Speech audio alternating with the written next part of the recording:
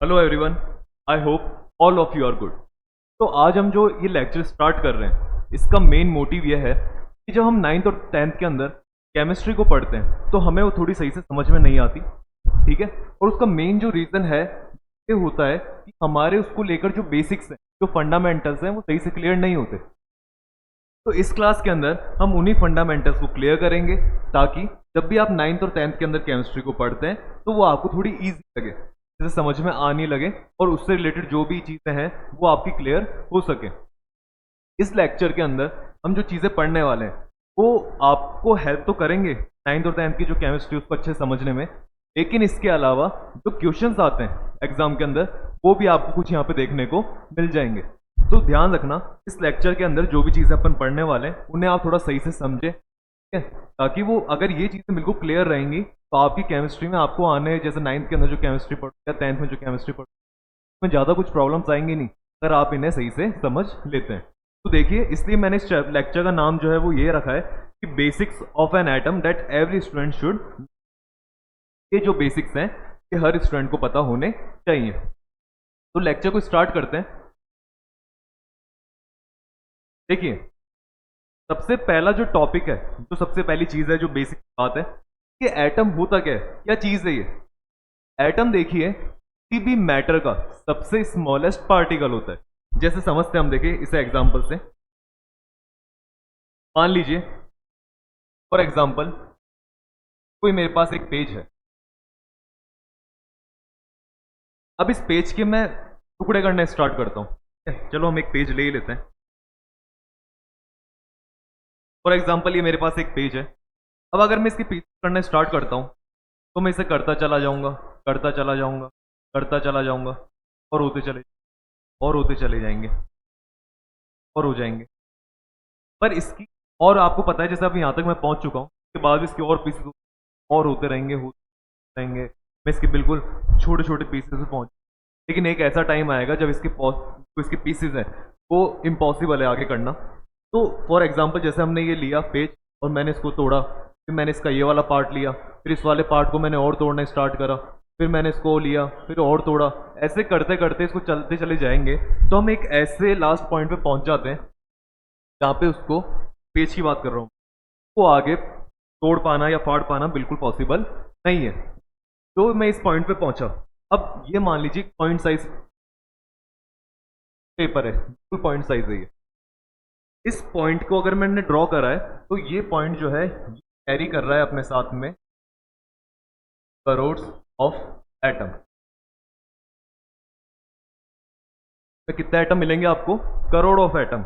मतलब इसमें millions billions के अंदर एटम्स आपको मिल जाएंगे सिर्फ किसमें, इस पॉइंट में। तो इससे हमें आइडिया हुआ एक एटम की साइज का, एक एटम जो है वो कितना स्मॉल होता है। तो इसलिए स्टार्टिंग में लिखा गया है एटम जो होता है वो स्मॉलेस्ट यूनिट है किसी भी मैटर की।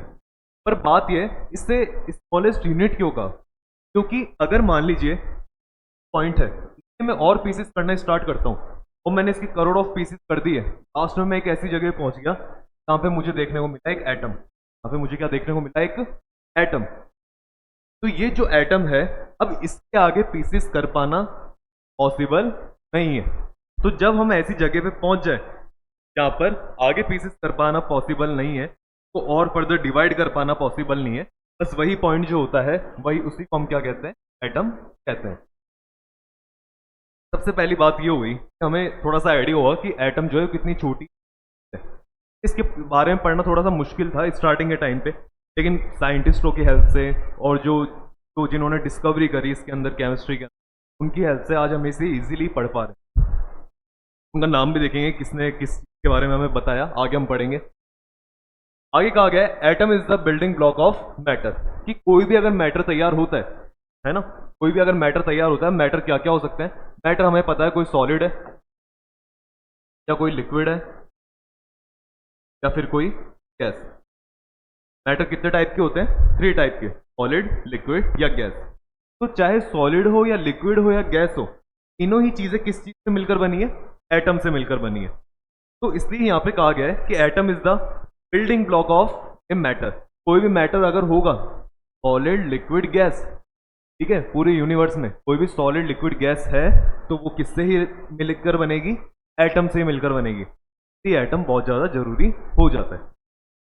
ठीक है, हमने देख लिया कि एटम की साइज वगैरह का आइडिया ले लिया कि हमें यूनिवर्स वगैरह में पूरे में देखना है। इसको मैं अगर देखना चाहूँ तो वो पॉसिबल नहीं हो पाता क्योंकि साइज क्या रहती है, बहुत ज़्यादा, बहुत बहुत बहुत ज़्यादा ही रहती है। ठीक है, लेकिन अब हम देखते हैं आगे जो साइंटिस्ट थे जिन्होंने थोड़ी सी डिस्कवरी करी या जिन्होंने इसके बारे में बताया, उन्होंने हमको एटम के बारे में क्या जानकारी दी।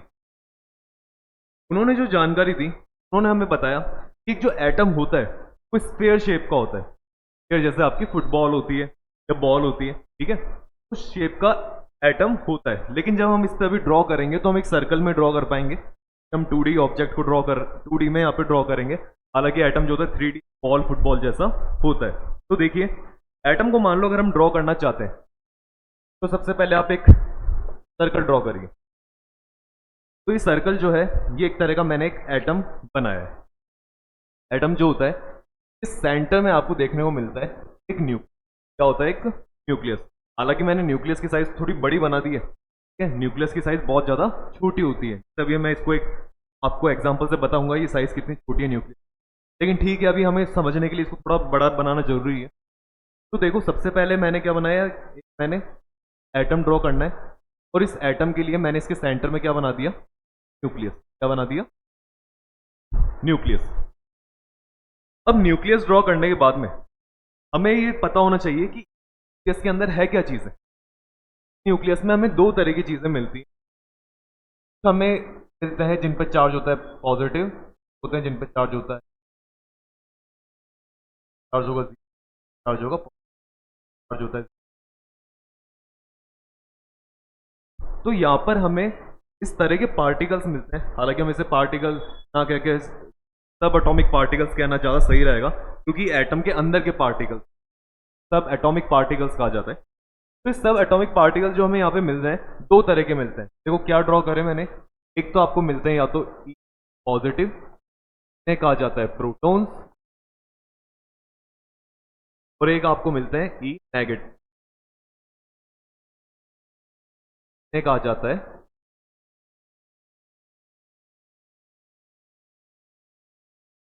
दोनों तरह की चीजें जो है हमें कहां पर देखने को मिलती है, ई पॉजिटिव। पॉजिटिव का मतलब हो गया पॉजिटिव चार्ज, वहीं जो जीरो है, सही से लिख,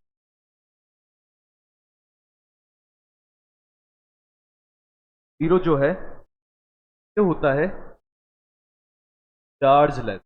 ऐसा होता है ये चार्ज लेस, मतलब इसके ऊपर कोई भी चार्ज नहीं होता।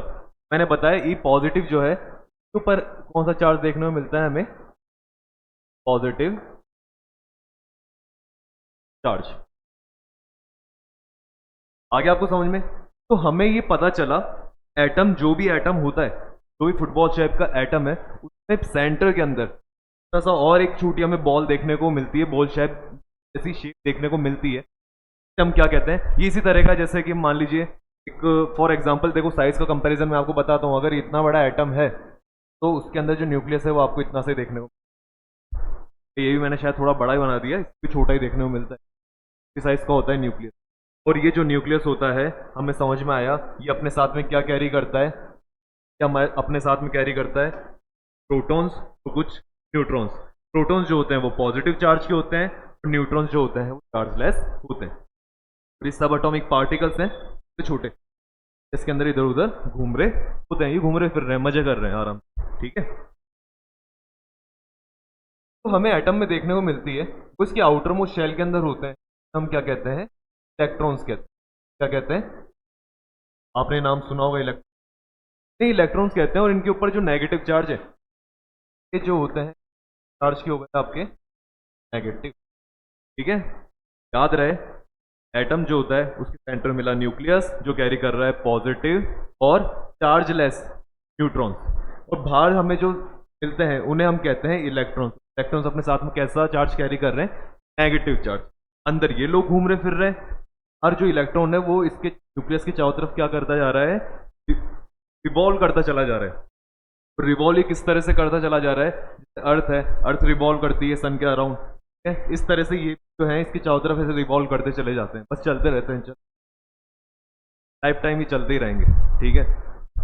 हाँ अगर ये रुक जाए, हालांकि पॉसिबल नहीं है, तो वो एटम क्या हो जाता है, फिर खत्म हो जाता है, वो एटम फिर एग्जिस्ट नहीं करता।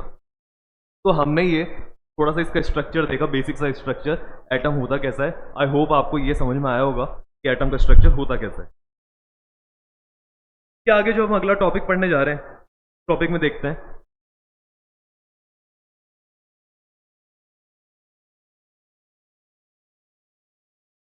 हमें एटम के बारे में और क्या चीजें, हमें एटम का बेसिक पता लग गया कि इसका स्ट्रक्चर कैसा होता है। अब हमें ये भी पता होना चाहिए कि एटम में जो अंदर फिनोमिनाज है वो किस तरह से वर्क करते हैं, क्या चीजें हैं क्या नहीं है। तो देखो सबसे पहले क्या होता है, आपको ध्यान रखना है एटॉमिक मास का। या एटॉमिक मास से अच्छा है हम देखें, ज़्यादा सही रहेगा एटॉमिक नंबर।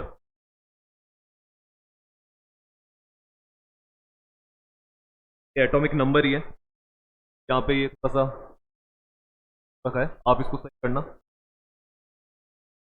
आपको दे रखा है एटॉमिक नंबर, ठीक है। तो हम जो पहली चीज पढ़ते हैं वो यही पढ़ते हैं कि एटॉमिक नंबर क्या होता है। एटॉमिक नंबर जो है वो होते हैं नंबर ऑफ, देखो ई पॉजिटिव कौन था, प्रोटॉन। तो अगर एटॉमिक नंबर आपको मैं पूछूं कि एटॉमिक नंबर क्या है, तो एटॉमिक नंबर है नंबर ऑफ प्रोटॉन्स, कि एक एटम का जो न्यूक्लियस है उस न्यूक्लियस में कितने प्रोटॉन्स हैं, ये प्रोटॉन्स बताते हैं आपको एटॉमिक नंबर। फॉर एग्जांपल अगर मान लीजिए किसी के अंदर 2 प्रोटॉन मिलते हैं, तो मैं कह दूंगा उसको एटॉमिक नंबर कितना हो गया। तो सिंपल सी बात है, कुछ ज्यादा इसके अंदर सोचने समझने वाली चीज नहीं है। एटॉमिक नंबर मतलब नंबर ऑफ प्रोटॉन्स, ठीक है। ये बेसिक सी बात थी। लेकिन देखो हमें क्या इसमें एक चीज समझने होनी चाहिए, an atom is electronically neutral. एक एटम जो होता है वो इलेक्ट्रॉनिकली न्यूट्रल होता है। अब न्यूट्रल का मीनिंग क्या हो गया, नंबर ऑफ प्रोटॉन्स जो होंगे, प्रोटॉन्स कौन, जिनके ऊपर क्या साइन है, पॉजिटिव। तो नंबर ऑफ प्रोटॉन्स जो होंगे वो किसके बराबर होने वाले हैं, नंबर ऑफ इलेक्ट्रॉन्स के बराबर। अब प्रोटॉन्स और इलेक्ट्रॉन्स एक दूसरे के इक्वल कैसे, इक्वल होंगे क्योंकि एक पॉजिटिव चार्ज कैरी कर रहा है और एक कैसा कैरी कर रहा है, नेगेटिव चार्ज। और अगर हम थोड़ा सा एटम को अगर ड्रॉ करते हैं, अगर मान लीजिए मैं कहता हूं इसके अंदर आपको 15 प्रोटॉन्स मिलते हैं, कितने प्रोटॉन्स मिलते हैं, 15। तो आपको चारों तरफ जो इलेक्ट्रॉन सर्कल कर रहे हैं, यहाँ पे रिवॉल्व करते चले जा रहे हैं, वो भी कितने मिलेंगे आपको, 3 इलेक्ट्रॉन मिलेंगे। तो ये क्यों, ऐसा क्यों होता है, ताकि ये दोनों एक दूसरे को कैंसिल आउट कर सके। भाई जितना पॉजिटिव अगर उतना ही आपको वहां पे नेगेटिव मिल गया, तो मैं कह सकता हूं वहां पे जो टोटल चार्ज है वो कितना हो जाता है, 0, क्योंकि 15 पॉजिटिव नेगेटिव जाएगा तो 0 ही बचेगा। तो जब 0 बचता है तो हम कहते हैं कि एटम जो होता है वो क्या हो जाता है, चार्जलेस। तब उस एटम के ऊपर पूरे पे कोई भी चार्ज नहीं होता, तो पॉजिटिव चार्ज है उसमें नेगेटिव चार्ज है, पर दोनों के नंबर बराबर होने की वजह से हम कहते हैं कि एटम के ऊपर चार्ज नहीं होता, ठीक है। आगे समझ में, पहली चीज हमने एटॉमिक नंबर देखा, फिर हमने देखा इलेक्ट्रॉनिकली क्या होता है, न्यूट्रल होता है। लेकिन फिर बात आ गई कि सर अगर ऐसा मान लो ऐसा हो जाए कि अंदर प्रोटॉन ज्यादा हो जाए और बाहर इलेक्ट्रॉन क्या हो जाए, कम हो जाए, फिर क्या होगा, ठीक है। या अंदर प्रोटॉन कम हो जाए बाहर इलेक्ट्रॉन ज्यादा हो जाए तो क्या होता है, ठीक है। अगर ऐसा कुछ होता है, मान लीजिए अंदर प्रोटॉन हो गए 16, अंदर प्रोटॉन कितने हो गए 16 और बाहर इलेक्ट्रॉन कितने हो गए 15 है ही है। तो अगर 16 पॉजिटिव जो है, ठीक है, अगर 16 पॉजिटिव है वैसे 15 नेगेटिव चल जाएंगे, तो 1 क्या बच जाएगा हमारे पास, पॉजिटिव का। और मैं क्या कहूंगा, एटम के अंदर क्या है, एक अंदर पॉजिटिव क्या है, ज्यादा है, एक पॉजिटिव क्या है, ज्यादा। और इस पूरे एटम के ऊपर फिर मैं क्या कर दूंगा, कितना लिखना चालू कर दूंगा, +1। ये +1 शो करेगा के अंदर एक प्रोटॉन ज्यादा है, ठीक है।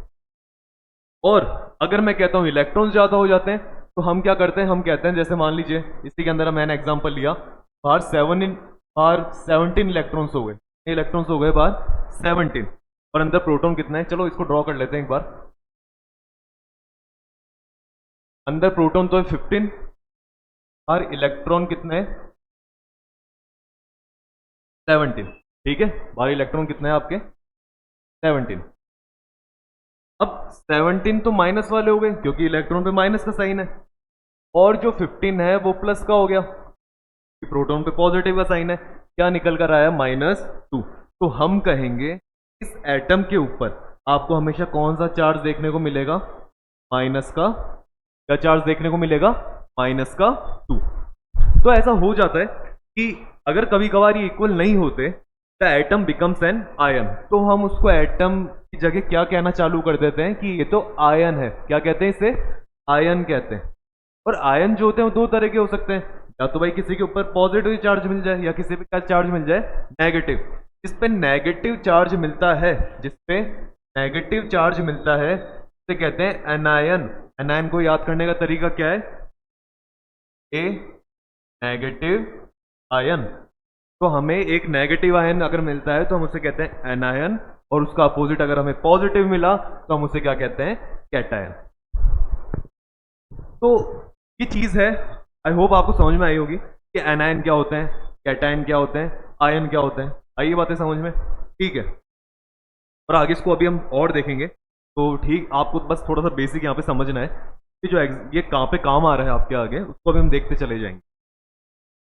लेकिन उससे पहले हम तीसरी चीज देखते हैं। तीसरी चीज क्या कहती है? ये तो कहती है प्रोटॉन का नंबर, इलेक्ट्रॉन का नंबर, और हमें ये तो हमने देख लिया था प्रोटॉन और इलेक्ट्रॉन एक दूसरे के क्या होते हैं? इक्वल होते हैं। हमने अभी अभी यहाँ पे देखा था। लेकिन ये ऐसे भी कह रहा है कि नंबर ऑफ न्यूट्रॉन भी उनके क्या होता है? इक्वल होता है। फॉर एग्जाम्पल, अगर हमें किसी में, जैसे मान लो, अब इसको हम थोड़ा सा एक बार ऐसे रिविजन सा करते हैं। मैंने कहा कोई एटम है जिसमें 15 प्रोटॉन्स हैं। कितने प्रोटॉन्स हैं? 15। तो उसका एटॉमिक नंबर कितना हो जाएगा? एटॉमिक नंबर कितना हो जाएगा? एटॉमिक नंबर क्या होता है? Number of proton. तो तुम कहोगे उसका जो एटॉमिक नंबर है वो कितना हो गया? 15। ठीक है, या मैं क्वेश्चन इस तरह करूं, कोई एटम है जिसका एटॉमिक नंबर मेरे पास कितना है? 15। तो उससे मुझे देखते ही समझ में आ जाना चाहिए उसके अंदर जो प्रोटॉन्स है वो कितने मिलेंगे? 15। अब मैंने बताया जितने पॉजिटिव उतने ही नेगेटिव, क्योंकि एक एटम जो होता है वो इलेक्ट्रॉनिकली क्या रहता है? न्यूट्रल रहता है। तो अगर 15 प्रोटॉन है तो 15 में आपको क्या देखने को मिलेंगे? यहाँ पे इलेक्ट्रॉन देखने को मिलेंगे। और अगर 15 इलेक्ट्रॉन है तो अभी हमने थर्ड पॉइंट में क्या पढ़ा? 15 ही आपको क्या देखने को मिल जाएंगे? यहाँ पे न्यूट्रॉन्स देखने को मिल जाएंगे। का नंबर इक्वल रहता है, लेकिन यहाँ पे देखिए ट्विस्ट क्या है कि मैंने लिखा है मोस्ट ऑफ द टाइम। ज्यादातर टाइम ऐसा होगा, लेकिन हमेशा ऐसा हो ये कंपलसरी नहीं है। इन दोनों के नंबर बराबर हो ये कंपलसरी है, लेकिन इन तीनों के नंबर इक्वल हो जाए, मतलब न्यूट्रॉन भी इन दोनों के इक्वल हो, ऐसा मोस्ट ऑफ द टाइम तो चल जाएगा, लेकिन हमेशा सही नहीं है। और वो अभी हम देखेंगे आगे, क्योंकि कुछ एक्सेप्शंस होते हैं, ठीक है, जो ये चीज को प्रूव नहीं होने देते कि तीसरा नंबर बराबर होगा, लेकिन मोस्ट ऑफ द टाइम तो होगा। लेकिन कुछ एक्सेप्शंस है जो इनको बराबर नहीं होने देते। और केमिस्ट्री का ऐसा ही रहता है। देखो केमिस्ट्री जब भी आप पढ़ते हो तो केमिस्ट्री के अंदर चीजें चलती चली जाती हैं, लेकिन बहुत सारे उनमें एक्सेप्शंस भी आते रहते हैं। कि आप कोई भी देखते हो, कोई भी बात समझते हो, उस बात को आप समझ लो पूरा, लेकिन आपको फिर बाद में पता लगता है कि अरे इसके अंदर तो बहुत एक्सेप्शंस, और एक्सेप्शंस जो होते हैं वो फिर आपको याद करने पड़ते हैं। लेकिन ज़्यादा नहीं है, थोड़े बहुत हैं, वो हम देखेंगे अभी क्या है, किस तरह से है, वो समझेंगे आगे चीज़। लेकिन तीनों चीज़ें आपको समझ में आ गई। चलिए अगला फिर टॉपिक देखते हैं इसमें, एटॉमिक मास। ये एक सही टॉपिक है, डायरेक्ट क्वेश्चन भी आते हैं। 9th क्लास में तो डायरेक्ट इससे क्वेश्चन आता है कि आपको कोई भी एक एटॉमिक फॉर्मूला देता है, एक कंपाउंड देता है और कहता है कि बताओ इसका एटॉमिक मास कितना होगा। ठीक है, तो ये समझ लो, तो ये अच्छा ही रहेगा आपके लिए, आपके बहुत काम आने वाला है। और ये 9th में नहीं 10th में भी आपके थोड़ा सा काम आ जाता है। थोड़ा सा काम कैसे कि जब आपको कुछ स्टार्टिंग में पढ़ने बैठते हो आप अंदर जाकर, और आपको पूछा जाता है कि चलो आपने 9th में पढ़ा तो बताओ क्या पढ़ा, आपको एटॉमिक मास पता है, एटॉमिक मास, ऐसी चीज़ें, ऐसे क्वेश्चन हो जाते हैं। तो एटॉमिक मास समझना तो बहुत ज़्यादा क्या रहता है, और सिंपल है। सिंपल क्यों है? क्योंकि सिंपल सा ही फॉर्मूला है, क्या? Number of proton plus number of neutron. मतलब जितने प्रोटॉन है और जितने न्यूट्रॉन है उन दोनों को ऐड कर दो, और ऐड करते ही आपको क्या मिल जाएगा? Atomic mass. पर इलेक्ट्रॉन कहाँ गए? इलेक्ट्रॉन क्यों नहीं है यहाँ पे? इसका रीजन ये है, एटम जो होता है, एटम होता है, तो ये माना गया है कि जो एटम का जो भी मास होता है, इस एटम का जो भी मास होगा वो सारा मेनली कहाँ पर मिलता है? उसके न्यूक्लियस में मिलता है। कहाँ मिलेगा? उसके न्यूक्लियस में। और उसका रीजन ये है, इलेक्ट्रॉन्स है, वो इस न्यूक्लियस की चारों तरफ क्या करते रहते हैं, रिवॉल्व करते रहते हैं, मैंने आपको बताया घूमते रहते हैं। पर इनके रिवॉल्व करने की जो स्पीड होती है बहुत ज़्यादा तेज होती है, कि लाइट की स्पीड रिवॉल्व करते हैं, और इतनी तेज स्पीड होने की वजह से हम कहते हैं कि इलेक्ट्रॉन्स का कोई मास ज़्यादा नहीं होता। तो जब हम मास कैलकुलेट करते हैं तो हम सिर्फ किसके मास को कैलकुलेट करते हैं, यहाँ पे न्यूक्लियस के मास को। ठीक है, तो जब भी आप एटम के मास की बात करें तो सिर्फ उसके न्यूक्लियस की बात करें। तो एटम का सारा मास होता है वो कहाँ पे मिलेगा, उसके न्यूक्लियस में। इलेक्ट्रॉन्स में क्यों नहीं मिलता, क्योंकि इलेक्ट्रॉन्स तो लाइट की स्पीड क्या होते रहते हैं, उसकी चारों तरफ घूमते रहते हैं, रिवॉल्व करते रहते हैं। इसकी वजह से हमें यहाँ पे इलेक्ट्रॉन्स का मास हम मानते नहीं, तो हम सिर्फ कहाँ का मास निकालते हैं, इसके न्यूक्लियस का। और न्यूक्लियस में आपने पढ़ ही लिया कि न्यूक्लियस में सिर्फ दो ही चीजें मिलती है, एक तो मिलता है प्रोटॉन और एक मिलते हैं न्यूट्रॉन। तो जब आप नंबर ऑफ प्रोटॉन और नंबर ऑफ न्यूट्रॉन को ऐड कर लेते हो तो आपको क्या मिल जाता है, यहाँ पे एटॉमिक मास मिल जाता है, एटॉमिक मास। ठीक है, आया समझ में? समझ में आएगा जब आप इसके एग्जाम्पल करोगे। एग्जाम्पल करते हैं अपन, तो एग्जाम्पल्स देखते हैं। जैसे देखिए एग्जाम्पल में ले लिया हमने, जैसा फॉर देखो मान लो कार्बन ले लेते हैं।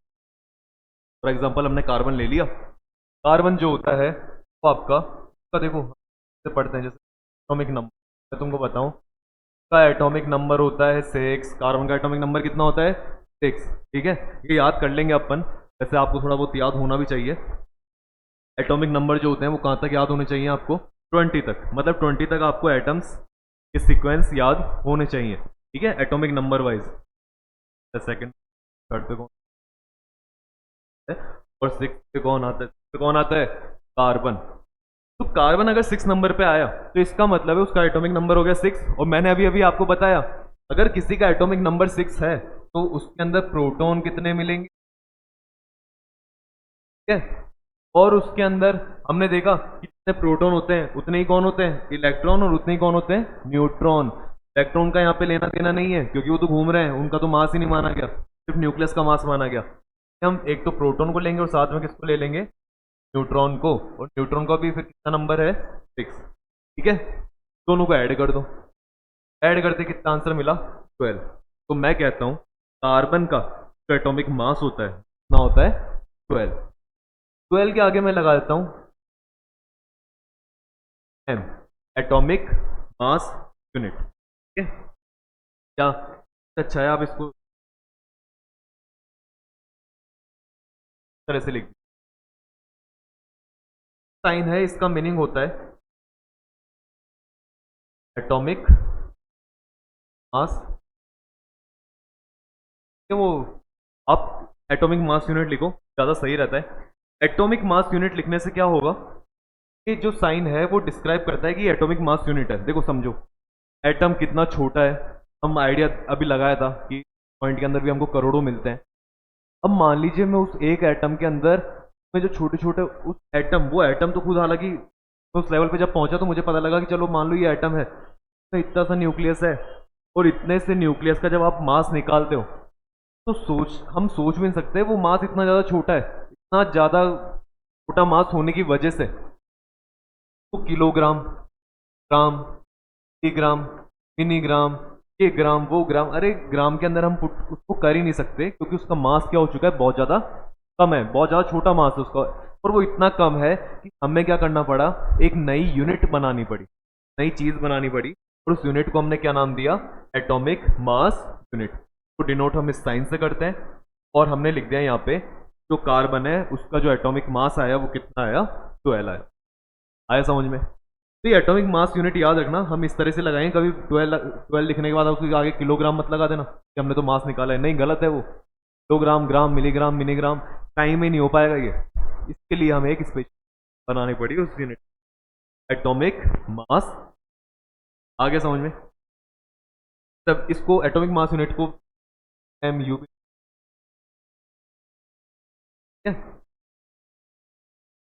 पहले लिखा था एटीएम, वो एम,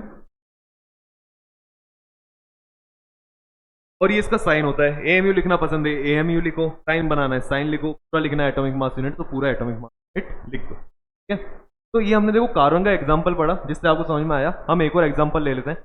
एग्जांपल के लिए हमने जैसे हमने लिया मान लो फॉर एग्जांपल नाइट्रोजन ले लिया। अब नाइट्रोजन लिया तो ठीक है सर, आप नाइट्रोजन ले लो, मेरे तो एटॉमिक नंबर बता दो। क्या आप एटॉमिक नंबर बता दोगे मुझे कि इसका एटॉमिक नंबर 7 है, तो मैं ये मान लूंगा कि इसमें प्रोटॉन भी कितने होंगे, 7 होंगे, इसमें न्यूट्रॉन भी कितने होंगे, 7 होंगे। दोनों को मैं जोड़ दूंगा, दिया 14 मेरा क्या हो गया, एटॉमिक मास यूनिट। सिंपल है, ठीक है। ऐसा कुछ इसमें इतनी भयंकर कैलकुलेशन नहीं है, ऐड करना है सिर्फ आपको। तो एटॉमिक मास निकालना कोई बड़ी चीज़ नहीं है, नॉर्मल सी चीज़ है। बस आपको जो अभी मैं एक्सेप्शंस, मैंने कहा एक्सेप्शंस होते हैं केमिस्ट्री में, जब आप एक्सेप्शंस देखोगे तब आपको थोड़ा सा लगेगा कि यार थोड़ा शायद एटॉमिक मास हार्ड है, लेकिन नहीं है, तो एक्सेप्शंस थोड़े बहुत हैं, आ जाएगा सब समझ, ठीक है। लेकिन उसको आगे देखेंगे हम। लेकिन अभी हमारा जो बेसिक यहाँ पे जो समझना था वो हमें क्या समझना था, एटॉमिक मास हमने पढ़ा, एटॉमिक मास का, एटॉमिक एटम जो होता है उसके अंदर सारा मास कहाँ पे होता है, उसके न्यूक्लियस के अंदर होता है। और न्यूक्लियस में होता है तो न्यूक्लियस के अंदर हमने क्या करा, एक फॉर्मूला लगाया, हमने number of proton number of neutron को ऐड करा, और ऐड करने के बाद हमने क्या निकाल दिया, एटॉमिक मास निकाल दिया, ठीक है। चलिए आगे देखते हैं, ये लो आ गया।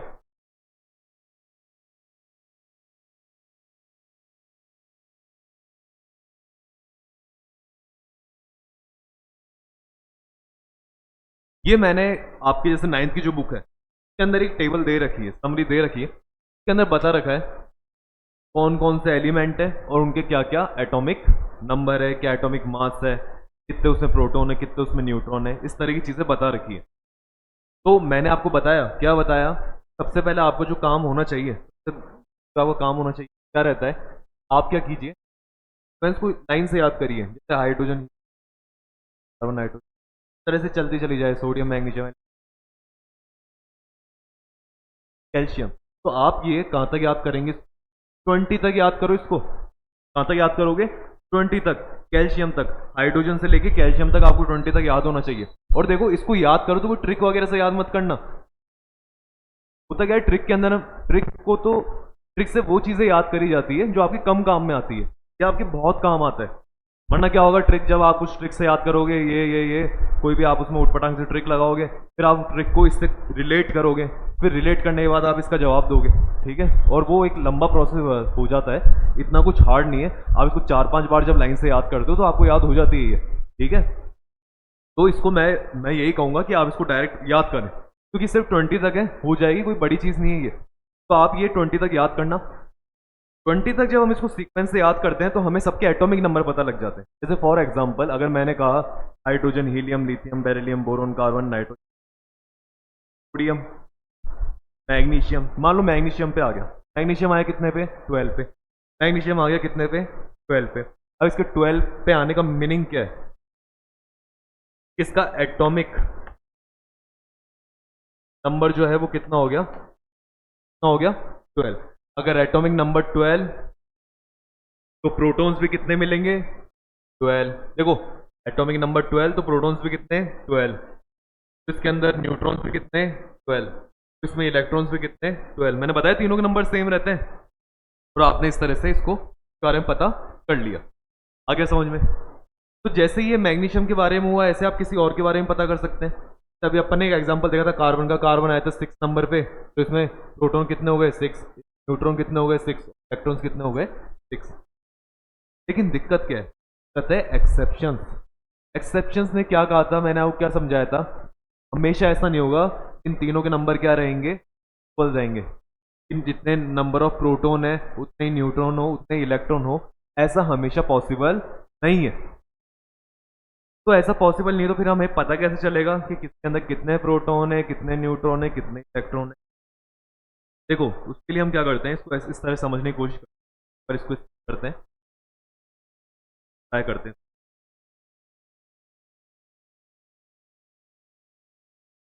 हम क्या करते हैं, सबसे पहले तो लिखते हैं ये नंबर,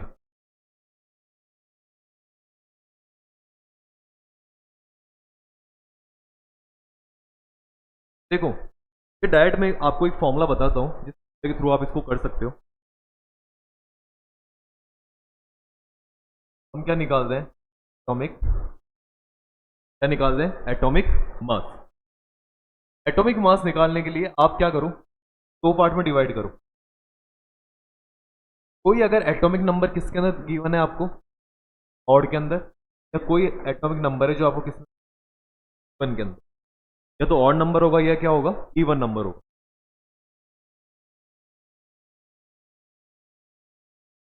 एटॉमिक नंबर जो होता है उसका साइन होता है जेड। क्या होता है उसका साइन, जेड। ठीक है, एटॉमिक नंबर का साइन क्या होता है, जेड। और एटॉमिक साइन का मास होता है, साइन का मास क्या होता है, तो जैसे मान लीजिए आपको किसी का भी एटॉमिक नंबर पता है, एटॉमिक नंबर जैसे आपको पता है, फॉर एग्जांपल कार्बन था 6 नंबर पे आया था। ठीक है, हाइड्रोजन हीलियम आपने टेबल याद करी पूरी, जब आपको टेबल याद हो जाती है तो 20 तक आपको सबके क्या पता लग जाते हैं, एटॉमिक नंबर। फिर आपको ये भी आइडिया होता है कि कौन सा ऑड है और कौन सा इवन है। देखो सब तो ऑड मान लो, ऑड पे सबसे पहले स्टार्टिंग करो 1 से। 1 पे कौन आया, हाइड्रोजन, हाइड्रोजन क्या हो गया, ऑड। फिर अगला कौन आया, हाइड्रोजन हीलियम, हीलियम कौन है, इवन, क्योंकि नंबर पे आया। फिर 3 नंबर वाला ऑड, 4 नंबर वाला इवन, 5 नंबर वाला इवन, ऐसे ही चलता चला जाएगा। ऑड के लिए आपको जो एटॉमिक मास का फॉर्मूला लगाना है वो लगाना है जेड प्लस, क्या लगाना है, 2z+1। और इवन के लिए वो फॉर्मूला क्या हो जाएगा, 2z, z 2z+1, क्या आ गया ये भी। ठीक है, देखो समझो, अभी हमने क्या चीज देखी एक, अगर मान लीजिए मास निकालता हूं कार्बन का, किसका मास निकालते हैं अपन, कार्बन का। कार्बन कितने नंबर पे आता है, 6। प्रोटॉन कितने हो गए, न्यूट्रॉन कितने हो गए, आंसर कितना आ गया। ठीक है, और हमें यहाँ पे क्या पता लगा था, जितने प्रोटॉन होते हैं उतने ही क्या मिलते हैं, न्यूट्रॉन। दोनों का नंबर क्या रहता है, बराबर।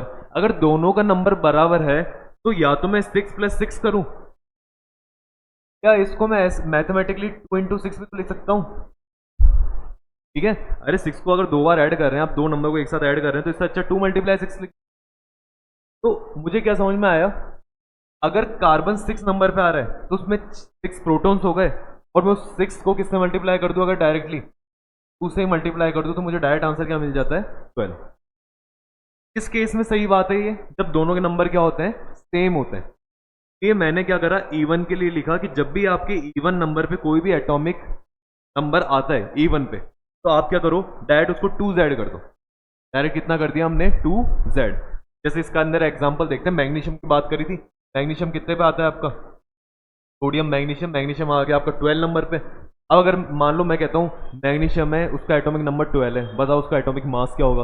आपको क्या करना है, सिंपल उसको किससे मल्टीप्लाई करना है, 2 से। इसलिए मल्टीप्लाई कर रहे हैं क्योंकि मुझे पता है इसमें 12 ही तो प्रोटॉन है, 12 ही इसमें न्यूट्रॉन है। और अगर दोनों के नंबर इक्वल है तो बार बार 12+12 लिखने से अच्छा है मैं 12 2 जा कितना लिख देता हूँ, 20। इसलिए मैंने यहाँ पे फॉर्मूला क्या बना दिया, 2z। मतलब जो भी एटॉमिक नंबर है आप उसको किससे मल्टीप्लाई कर लीजिए, 2 से मल्टीप्लाई कर लीजिए। लेकिन अगर कभी कभार एक्सेप्शन ऐसा हो गया कि जिसके अंदर न्यूट्रॉन मान लो ज्यादा है, न्यूट्रॉन क्या है, ज्यादा, तो अगर न्यूट्रॉन कभी ज्यादा हो गया तो इसलिए मैंने क्या करा, ऑड के अंदर, ऐसा हमें ज्यादा किस में देखने को मिलता है, ऑड में, कि जितने भी ऑड नंबर पे एटॉमिक नंबर्स आते हैं उनमें सब में एक न्यूट्रॉन क्या होता है, ज्यादा होता है। इसलिए 2z तो करना ही करना है, लेकिन साथ में क्या लगाना है, +1, तो उसमें एक न्यूट्रॉन क्या रहेगा, ज्यादा। ठीक है, जैसे इसका एग्जांपल एक देखते हैं अपन, 2z+1 का। मान लीजिए मैं सोडियम लेता हूँ, अब सोडियम आता है 11 नंबर पे, कोई दिक्कत नहीं है। अगर मान लो मैं, अगर मुझे कुछ भी पता नहीं होता, मुझे तो ये पता रहता कि 11 इसमें प्रोटॉन होंगे, और इसमें 11 ही तो प्रोटॉन होंगे, और 11 ही क्या होंगे इसके अंदर, न्यूट्रॉन। और मैं 11 11 करके इसको क्या लिख देता, 20। मेरी क्या हो जाता, गलत हो जाता, क्योंकि इसमें प्रोटॉन तो 11 है, सही बात है, क्योंकि प्रोटॉन 11 है इसलिए इसका एटॉमिक नंबर क्या है, 11।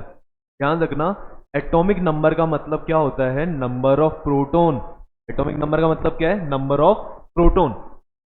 तो अगर इसके अंदर 11 प्रोटॉन, इसका मतलब इसका एटॉमिक नंबर 11 हो गया। लेकिन बात आ गई किस, न्यूट्रॉन की। तो न्यूट्रॉन जो होते हैं वो 11 नहीं, वो कितने होते हैं, 12 होते हैं। कितने होते हैं, 12। तो 12 होने की वजह से 11 और 12 जब आप ऐड करते हैं तो 20 ना होकर कितना, 23 ना हो गया, 23। तो अगर आप इसको कैलकुलेशन इस वाले फॉर्मूले के अकॉर्डिंग बिठाते तो कैसे होता, सोडियम आ रहा है 11 नंबर पे, मतलब 2z+1 लगाऊं क्योंकि ऑड है। अब ऑड होने की वजह से जब 2z+1 लगाया, z की जगह में कितना लिख दूंगा, 7 10 वन, 7 2 जा 22 प्लस 1 और आंसर कितना है 23। आंसर कितना आ गया 23 आ गया। और ये सोडियम का क्या होता है एटॉमिक मास 23 होता है। तो ये हमें याद रखनी है, हमें इस तरीके से एटॉमिक मासेस को देखना पड़ेगा। E1 आता है तो आप 2Z लगाओ, और आता है तो आप 2Z प्लस 1 लिख दो। अब स्टार्टिंग जैसे हम इसको सॉल्व एक बार करके देख लेते हैं। जैसे स्टार्टिंग करी हमने किससे, हाइड्रोजन से, लेकिन फिर वही बात आ गई, मैंने कहा एक्सेप्शंस। अरे केमिस्ट्री इसका मतलब क्या चलेंगे, एक्सेप्शंस चलेंगे। ठीक है, तो देखो मैं यहाँ पे आपके 5 एक्सेप्शन लिखता हूँ। एटॉमिक नंबर हम कहाँ तक का निकालने वाले हैं 20 तक का, और 20 तक में कितने एक्सेप्शंस आ गए, 5 एक्सेप्शंस आ गए। क्या क्या आ गए, हाइड्रोजन जो होता है, क्या आगे मैं ब्रैकेट में ऐसा करता हूँ, एटॉमिक नंबर भी लिख देता हूँ। हाइड्रोजन जो होता है उसका एटॉमिक नंबर कितना होता है 1, और उसका मास भी कितना होता है 1। क्यों 1 होता है, क्योंकि उसमें सिर्फ एक प्रोटॉन ही मिलता है, उसमें न्यूट्रॉन है ही नहीं। हाइड्रोजन के अंदर न्यूट्रॉन है ही नहीं। और हमने फॉर्मूले में क्या देखा था, आपको जब भी एटॉमिक मास निकालना होता है तो एटॉमिक मास का फॉर्मूला क्या हो जाता है, number of proton plus number of neutron. ठीक है, और दोनों को आप ऐड करो तो मैं कह रहा हूं उसमें तो प्रोटॉन तो है क्योंकि वो 1 नंबर पे आ रहा है, लेकिन उसमें न्यूट्रॉन तो है ही नहीं। अब नहीं होने की वजह से आंसर कितना आ गया 1, तो इसका एटॉमिक मास कितना हो जाता है 1। तो एक ये एक्सेप्शन हो गया। इसके साथ में देखो हाइड्रोजन, हाइड्रोजन हमने एक्सेप्शन में देखा। फिर सेकंड नंबर पे कौन आता है, हीलियम। हीलियम सेकंड नंबर पे आया, इसका मतलब क्या हो गया वो 1। अब E1 पे आया, हीलियम सेकंड नंबर पे आ रहा है, तो मैं यहाँ पे 2 पुट कर दूंगा, तो 2 2 जा कितना हो जाएगा, सही है। हीलियम कितने नंबर पे आया 2 नंबर पे, मैंने Z की जगह कितना पुट करा 2, 2 2 जा कितना हो गया, तो हीलियम का एटॉमिक मास कितना हो गया। अब हीलियम के बाद कौन आया, लिथियम। लिथियम जो होता है देखो, लिथियम के अंदर हम क्या करते हैं, लिथियम आया कितने नंबर पे 3 नंबर पे, यहाँ पे 3 पुट करो, 3 2 जा 6, 6 प्लस 1 7, लिथियम कितना हो गया 7। लिथियम। अब अगला कौन आया, बेरिलियम। कौन आया, बेरिलियम। बेरिलियम जो होता है वो आया आपका, देखो लिथियम 3 पे आया तो बेरिलियम कितना आया। अब 4 पे आने की वजह से देखो, 4 में आप जब ये आपके 4 नंबर पे आता है तो आप क्या करते हो, 1 हो गया, मैं तो 4 रखूंगा, 4 2 जा कितना लिख दूंगा 8। सही है, अगर आप इसके अकॉर्डिंग चले तो सही है, लेकिन ये वैसे गलत हो जाएगा क्योंकि बेरिलियम जो होता है वो भी एक एक्सेप्शन है, और उसका एटॉमिक मास कितना माना जाता है, एटॉमिक मास जो होता है वो कितना माना जाता है उसका 9, तो इसका एटॉमिक मास 9 हो जाता है। तो बेरिलियम भी आप एक्सेप्शन के अंदर याद रखते हो। इसके साथ में फिर जैसे बेरिलियम आ गया, बेरिलियम के बाद अगला कौन चला गया, 4 के बाद में 5 आया, हाइड्रोजन, बेरिलियम, बोरोन। बोरोन 5 पे आया तो 5 ऑड हो गया, ऑड होते ही इसको क्या करोगे 5 यहाँ पुट करोगे, 5 2 जा 10, 10 प्लस बोरोन कितना हो गया। फिर आप किसको लिए, कार्बन। कार्बन कितने पे आया 6 2 जा, ठीक है। फिर आया कौन, नाइट्रोजन। अब नाइट्रोजन किस में आएगा, ऑड के अंदर, लेकिन नाइट्रोजन भी यहाँ पे किसके अंदर चला जाता है, एक्सेप्शन के अंदर। नाइट्रोजन आता तो ऑड पे, मतलब 7 नंबर पे आता है, के अकॉर्डिंग 7 को यहाँ पुट करते हैं तो 7 2 जा 14, 14 प्लस 1 कितना हो जाता 15। लेकिन एक्चुअल में जो नाइट्रोजन होता है उसका मास कितना होता है, ठीक है, आया समझ में। चल रहा है, अभी इसको एक बार चलने दो, टेबल को बनने दो, थोड़ी थोड़ी चीज़ें धीरे धीरे अपने आप समझ में आ जाएगी। आप ये मत देखो कि अचानक से ये क्या इतना क्या क्या हो रहा है, आधा इधर लिख रहे हैं आधा उधर लिख रहे हैं, मेरे समझ में तो कुछ नहीं, बस इसको समझो क्या चल रहा है, देखते चले जाओ, एंड होगा सब कुछ समझ में आ जाएगा, प्रैक्टिस करोगे सब, घबराने की जरूरत बिल्कुल नहीं है। नाइट्रोजन हो गया, तो कार्बन, नाइट्रोजन, फिर कौन आता है, ऑक्सीजन। ऑक्सीजन E1 पे आया, ऑक्सीजन E1 पे आते ही ऑक्सीजन आता है 8 नंबर पे, 8 2 जा कितना हो गया 16। ऑक्सीजन के बाद में आता है फ्लोरीन। फ्लोरीन कितने नंबर पे आया, फ्लोरीन आया आपका 9 नंबर पे, 9 2 जा 18 और 1 19। उसके बाद नियोन। नियोन आता है 10 नंबर पे, 10 2 जा। फिर आता है आपका सोडियम। सोडियम को यहाँ पे पुट करते हो तो 11, 11 2 जा 20, 22 और 1 20। फिर आप लेते हो मैग्नीशियम। मैग्नीशियम आता है 12 नंबर पे, 12 को यहाँ पुट करा, 12 2 जा। फिर आप एल्यूमिनियम को लेते हो। एल्यूमिनियम आया आपका 13 नंबर पे, 13 2 जा 120। फिर आप लेते हो सिलिकन को। सिलिकन होता है आपका 14 नंबर पे, 14 को यहाँ पुट करा, 14 जा 8। 14 के बाद फिर आप 15 नंबर पे सिलिकॉन के बाद में कौन आता है? फॉस्फोरस। फॉस्फोरस जो होता है वो कित फॉस्फोरस है, फॉस्फोरस 15 पे आया, 15 का 30 और 1। फॉस्फोरस के बाद आप देखते हो अगला सिलिकॉन, फॉस्फोरस, एल्यूमिनियम, मैग्नीशियम,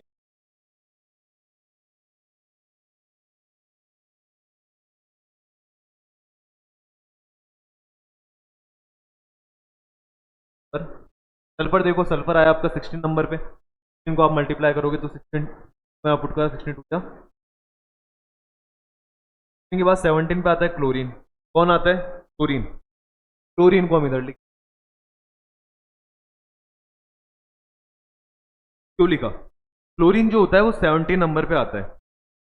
के अकॉर्डिंग चलेंगे तो 17 टू जा 34, 34 और 1 35, 35 हो गए। क्लोरीन का नंबर कितना आ जाता है? 35।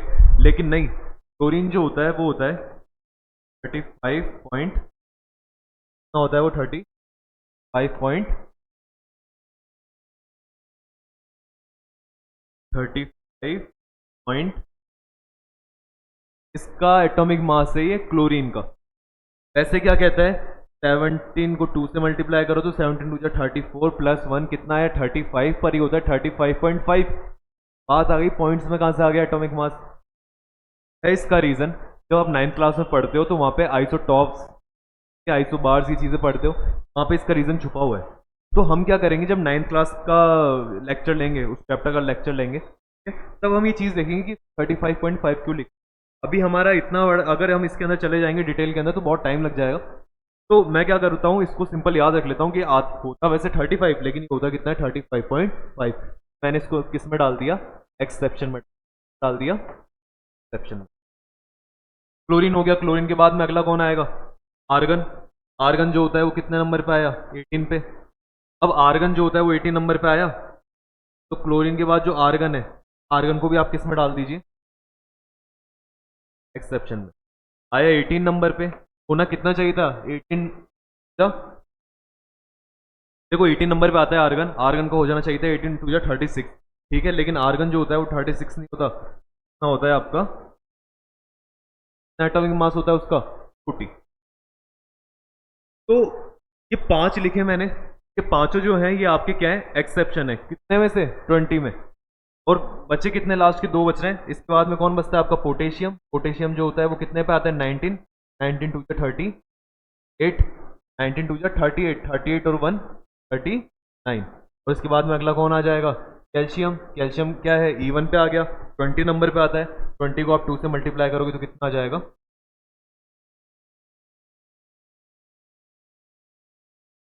तो ये बात यहाँ पे निकल कर आती है, सारी चीज़ें यहाँ पे निकल कर आई। क्या पता चला? हमने क्या करा, स्टार्टिंग के जो 20 एलिमेंट्स है, ठीक है, का 20 तक एटॉमिक नंबर है, हमने उन सबका क्या निकाला? Atomic mass. और जब हमने इनका एटॉमिक मास निकाला तो हमें क्या पता चला? एक कोई पर्टिकुलर इसमें फॉर्मूला हम नहीं लगा सकते, हमें क्या करना पड़ेगा? इसमें थोड़ी अलग से चीज़ देखना पड़ेगा। एटॉमिक मास जब भी कैलकुलेट करते हैं उसका जो बेसिक फॉर्मूला था, बेसिक फॉर्मूला क्या होता है? Number of proton plus number of neutron, इन दोनों को ऐड करो। लेकिन हमें ये याद नहीं रहता, हमें प्रोटॉन तो पता होते हैं सबके, क्योंकि एटॉमिक नंबर जितना उसका एटॉमिक नंबर उतने उसमें प्रोटॉन, प्रोटॉन तो आप याद कर पाओगे, पर आप नंबर ऑफ न्यूट्रॉन सबके याद नहीं कर सकते। तो नहीं कर पाने की वजह से हम क्या करते हैं? 2 फॉर्मूले यूज में लेते हैं, एक ऑड का फॉर्मूला बनाते हैं, एक इवन का फॉर्मूला बनाते हैं। लेकिन ये ऑड और इवन वाले जो फॉर्मूले हैं, ठीक है, स्टार्टिंग के 20 तक में, ये सही है। कितने एलिमेंट्स के लिए सही रह जाते हैं ये? 15 एलिमेंट्स के लिए। कितने एलिमेंट्स के लिए? 15 एलिमेंट्स के लिए। 15 के लिए सही है, लेकिन जो 5 एलिमेंट्स हैं यहाँ पे, ये 5 एक्सेप्शन है, उनके लिए वैलिड नहीं हो पाते। तो हम क्या करें? हम ऐसा करते हैं, इन 5 एक्सेप्शन को आप एक तो याद रखो, जो 5 एक्सेप्शन है आप इन्हें याद कर लीजिए, साथ में ये फॉर्मूला याद करो कि ऑड का ये हो गया, इवन का ये हो गया, ठीक है। अब 5 एक्सेप्शन ये याद करना थोड़ा सा हार्ड, हार्ड तो नहीं कहूंगा मैं, ऐसा कुछ हार्ड नहीं है। देखो क्यों? क्योंकि हाइड्रोजन क्या होता है? 1 नंबर पे आता है, और आप इसको याद कर लो कि 1 तो इसका एटॉमिक मास 1, हाइड्रोजन 1 तो उसका एटॉमिक मास 1 हो गया, ठीक है। फिर देखो बेरिलियम जो होता है उसमें है नाइट्रोजन है। अब बेरिलियम जो होता है उसका याद करना पड़ेगा, ये कितने, इसका कितना होता है? 9। नाइट्रोजन का आपको याद हो जाएगा 14, आता हो 7 पे, उसका जस्ट डबल कर दो 14, आप ओड वाला फॉर्मूला उसके अंदर मत लगाओ, क्योंकि नाइट्रोजन के हम क्या करते हैं, क्वेश्चन ज़्यादा जो नाइट्रोजन है इसके क्वेश्चन ज़्यादा आते हैं। क्वेश्चन आने की वजह से जब हम इसको बार बार सॉल्व करते रहते हैं तो नाइट्रोजन हमें ऑटोमेटिकली याद हो जाता है कि वो कितना है, 14 है। वो क्लोरीन तो अलग ही चीज़ हो गई, क्लोरीन तो इन सबसे ही अलग हो गया, इसलिए हमें याद वैसे ही हो जाएगा, क्योंकि क्या होता है वो चीज़ हमें पहले याद होती है जो सबसे अलग ही होती है। तो किसी का भी मास हमने पॉइंट्स में नहीं लिखा, लेकिन एक क्लोरीन है जिसका मास हमने पॉइंट्स में लिखा और वो कितना लिखा, 35.5। तो ये आप वैसे डायरेक्ट याद कर लो क्लोरीन। और एक कौन बचता है आपका लास्ट में, आर्गन। आर्गन जो है 18 पे आया, 18 के हिसाब से 18 टू जा 36 होता है, पर वो कितना है, 40। अब वो अगर 40 है तो देखो 40 एक और है, कौन, कैल्शियम। कौन है, कैल्शियम। और आर्गन और जो कैल्शियम होते हैं ये एक दूसरे के आइसोटॉप्स होते हैं, ठीक है। क्या होते हैं ये, आइसोटॉप्स। अब आइसोटॉप्स क्या होते हैं, ये भी वो 9th क्लास का एक टॉपिक है। आइसोटॉप्स का वैसे बेसिक बता देता हूँ। आइसोटॉप उन्हें कहते हैं इनका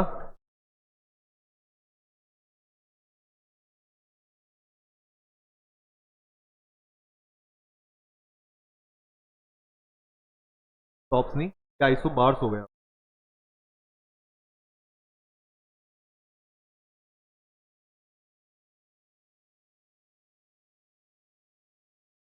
आर्गन और जो कैल्शियम है ये आपके आइसोबार्स हैं, ये आपके आइसोबार्स, क्योंकि आइसोबार की डेफिनेशन कहती है same atomic mass but different atomic number. Isobars क्या कहते हैं, आइसोबार हम उन्हें कहते हैं जिनका सेम एटॉमिक मास हो बट डिफरेंट एटॉमिक नंबर हो। जैसे हमने इसमें देखा इन दोनों के एटॉमिक मास सेम है, 40 है 40 है, पर दोनों के एटॉमिक नंबर क्या है, डिफरेंट है। इसका 18 है, इसका कितना है, 20 है ना, इसका 20। तो ये आइसोबार होते हैं, तो याद रखना आर्गन जो है, आर्गन कैल्शियम का एक आइसोबार है, और आइसोबार होने की वजह से इन दोनों के एटॉमिक मास क्या हो जाते हैं, सेम हो जाते हैं, ठीक है। और जो मैं अभी पहले आपको आइसोटॉप्स बता रहा था, आइसोटॉप्स एक्चुअल में इसका जस्ट उल्टा होता है, जहाँ पे सेम एटॉमिक नंबर होते हैं बट डिफरेंट एटॉमिक मास। उल्टा होता है, जस्ट इसका अपोजिट होता है, जो हम 9th क्लास में पढ़ लेंगे, ठीक है। तो आई होप आप इसको थोड़ा सा देखें, थोड़ा समझें और आपको समझ में आ जाएगा। एक बार आप इसकी प्रैक्टिस करें, खुद से प्रैक्टिस करें। एटॉमिक मास जो होता है, जैसे अभी हमने इसको बनाया है, ऐसे आप एक बार खुद से भी पहले इन चीज़ों को समझ लें, फिर उसके बाद खुद से एक बार लिखें, एक बार चेक करें। अगर आप एक बार में सही लिख देते हैं तो ठीक है, आपको समझ में आ जाएगा और हो भी जाएगा। बस इसको एक बार देखें, थोड़ी सी प्रैक्टिस करें और फिर खुद से बिना देखे लिखें, वो काम आएंगे आप। तो एटॉमिक मास वाला टॉपिक जो है वो इस तरह यहाँ पे खत्म होता है। अब एटॉमिक मास हो जाने के बाद में हमें जो अगला टॉपिक देखना होता है,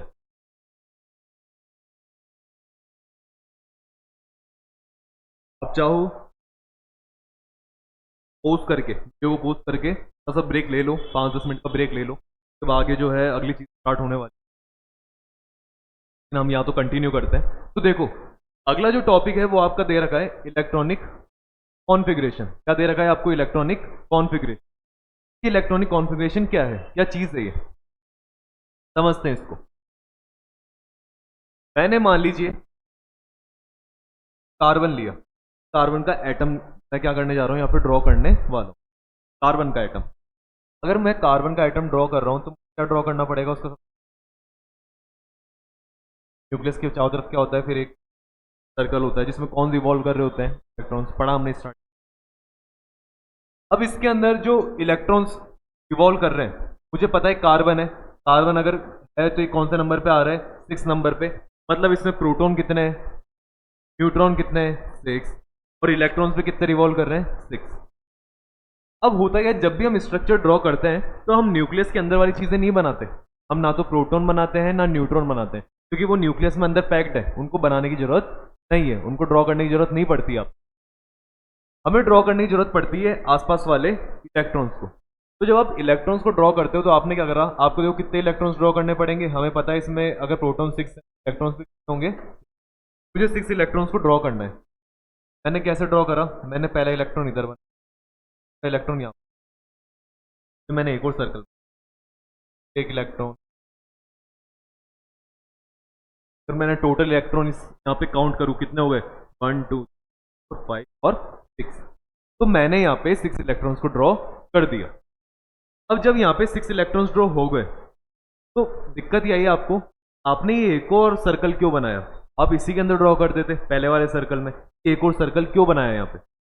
इस सर्कल को बनाने का रीजन ये है, जब भी हम इलेक्ट्रॉन्स को फिल करते हैं, किसी भी एटम के अंदर इलेक्ट्रॉन्स को फिल करते हैं, तो जो इलेक्ट्रॉन्स होते हैं वो एक ही सर्कल में रिवॉल्व करते हैं।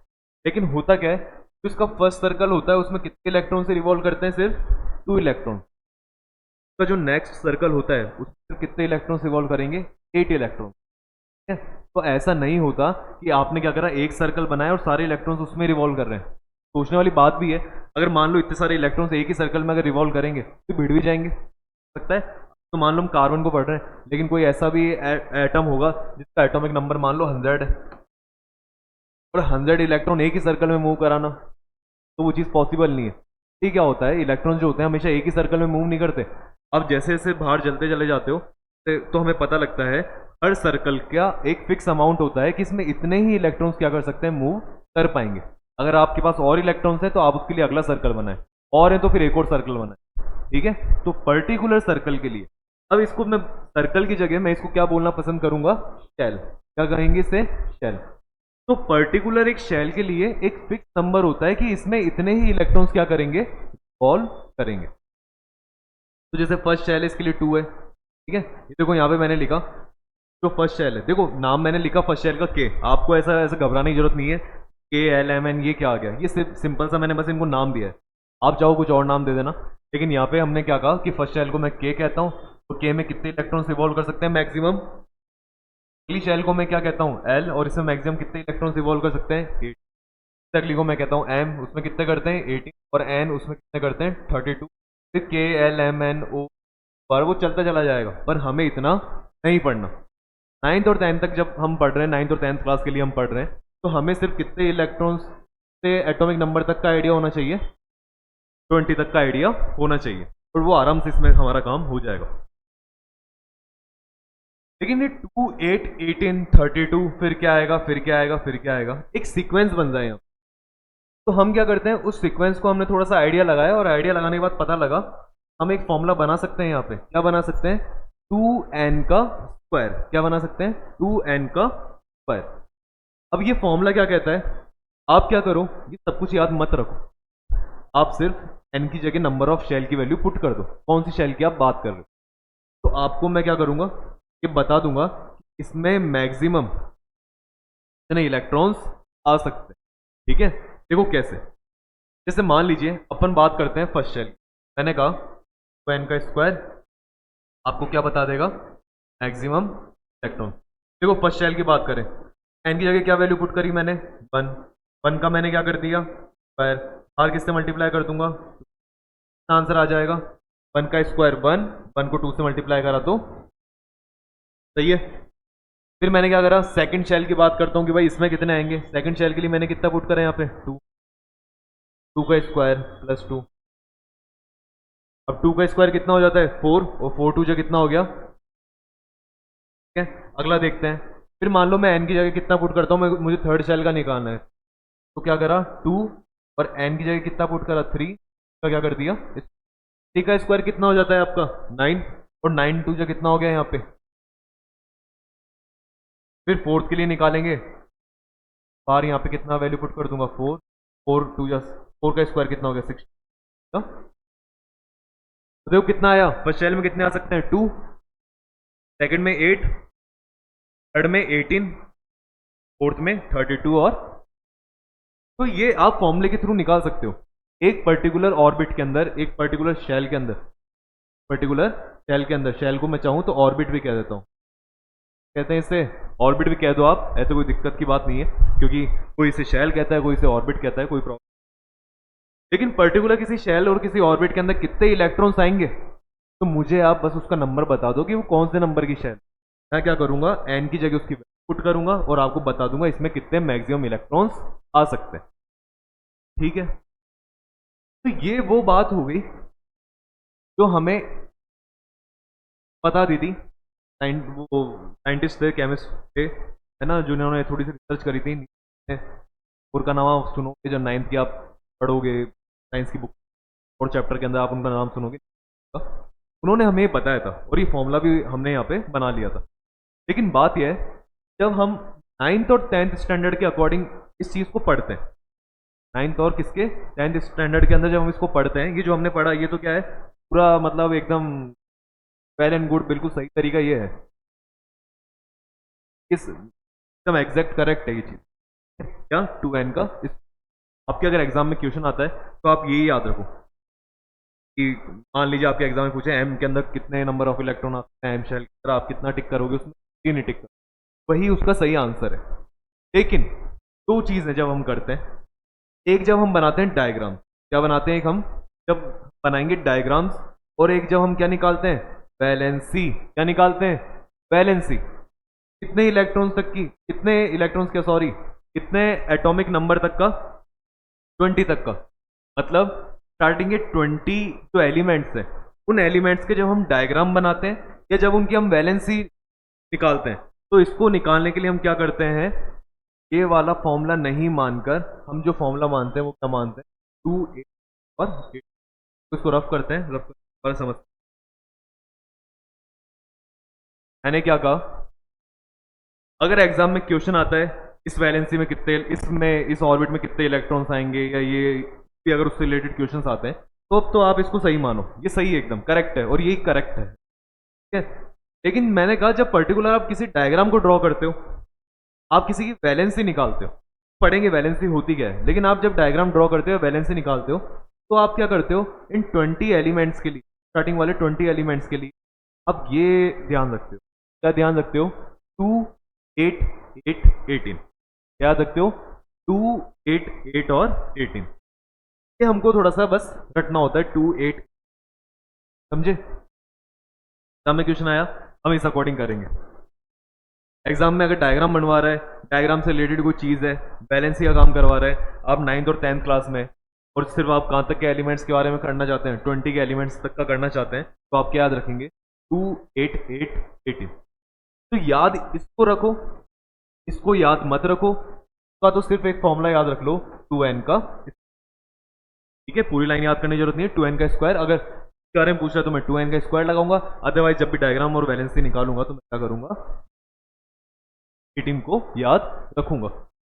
रीजन आपको मैंने बता दिया कि एक शेल के अंदर सारे इलेक्ट्रॉन नहीं आ सकते, अलग अलग शेल्स में अलग अलग नंबर ऑफ इलेक्ट्रॉन्स होते हैं, और जब उसकी लिमिट पूरी हो जाती है इलेक्ट्रॉन्स, तो फिर आपको एक और शेल बनानी, फिर उसमें अगर इलेक्ट्रॉन्स फिल हो गए फिर आप एक और शेल, ऐसे ये चलता चला जाता है।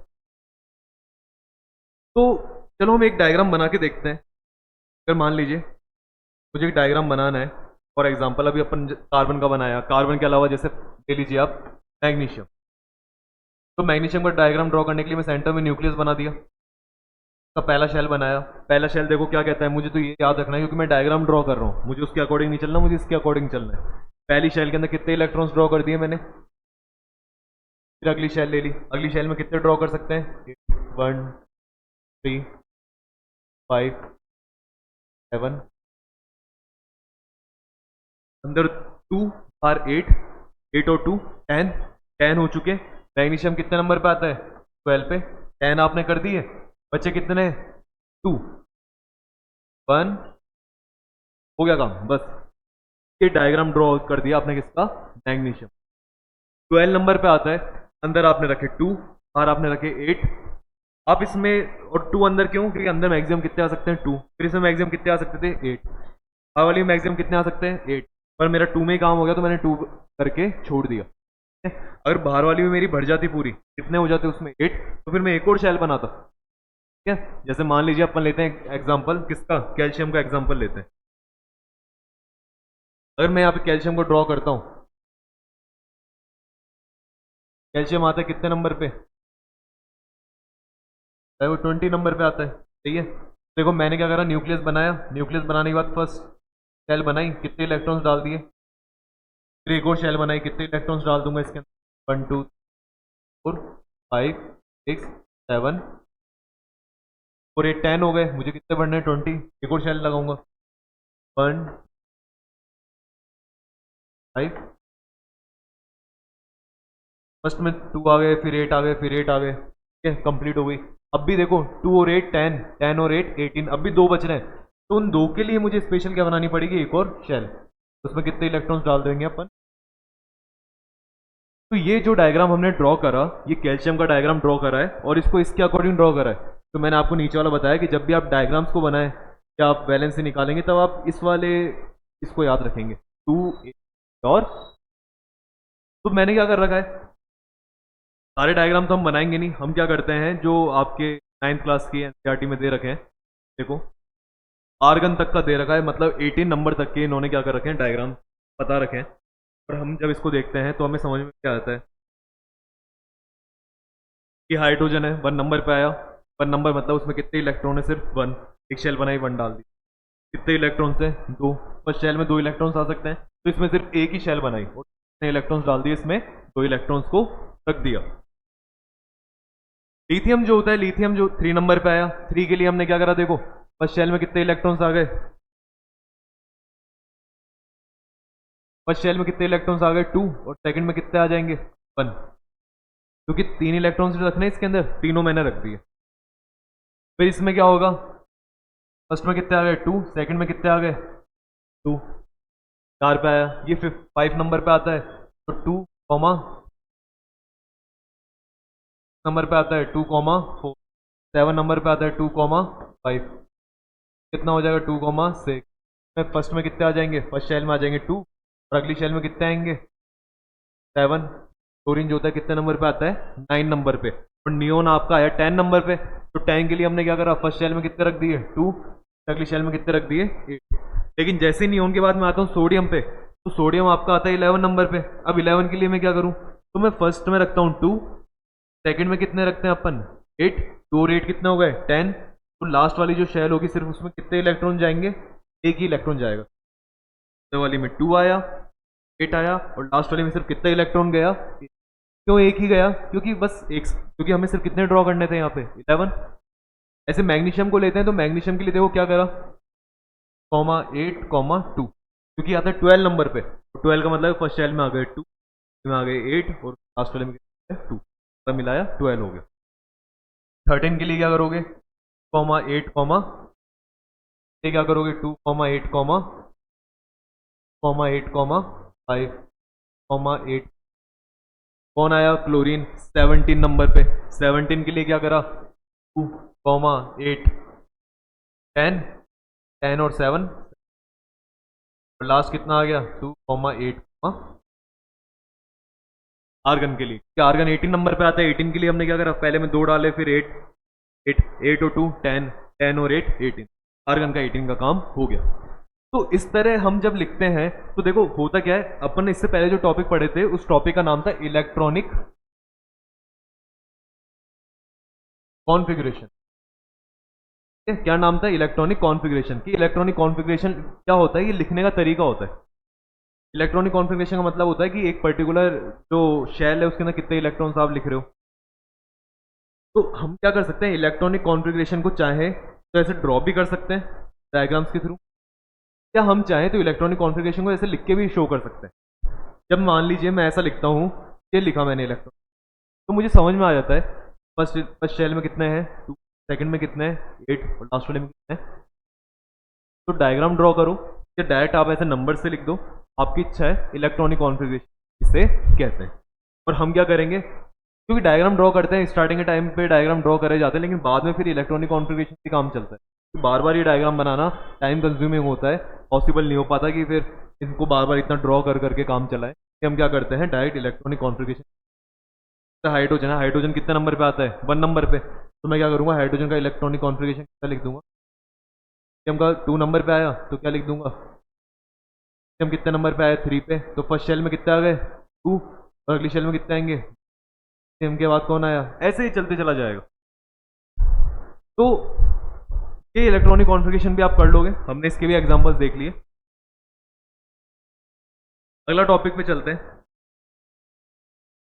तो हमने क्या करा, अब तक जो पढ़ा क्या क्या कवर करा, एक एटम जो होता है वो दिखता कैसा है, इतना साइज का उसका थोड़ा सा हमने स्टार्टिंग के अंदर आइडिया लिया था कि साइज कैसी होती है। फिर हमने उसका क्या देखा था, एटॉमिक नंबर देखा, एटॉमिक मास देखा, स्ट्रक्चर तो समझ ही लिया था, कौन उसमें प्रोटॉन थे, कौन इसमें न्यूट्रॉन। चलो हम ऐसा भी कर लेते हैं थोड़ा सा, उनको जो जिन्होंने आपका चैप्टर इजी बना दिया, कितने इजी बनाए चैप्टर, वो साइंटिस्ट जिन्होंने खूब रिसर्च करी, इनके बारे में पता करा, तो उनके थोड़े नाम तो याद कर लेते हैं हम, काम आएंगे। आपने तो क्या है सिर्फ चैप्टर पढ़ लिया, आपका इजीली काम हो गया, पर थोड़ी सी हमको भी नाम याद करने चाहिए, है अच्छी बात है कि को याद रहेंगे। केमिस्ट्री जब पढ़ते हैं तो उनके नाम याद होने चाहिए। कौन कौन याद होने चाहिए? आपको याद होना चाहिए। सबसे पहले एक इंडियन नाम से स्टार्ट करते हैं।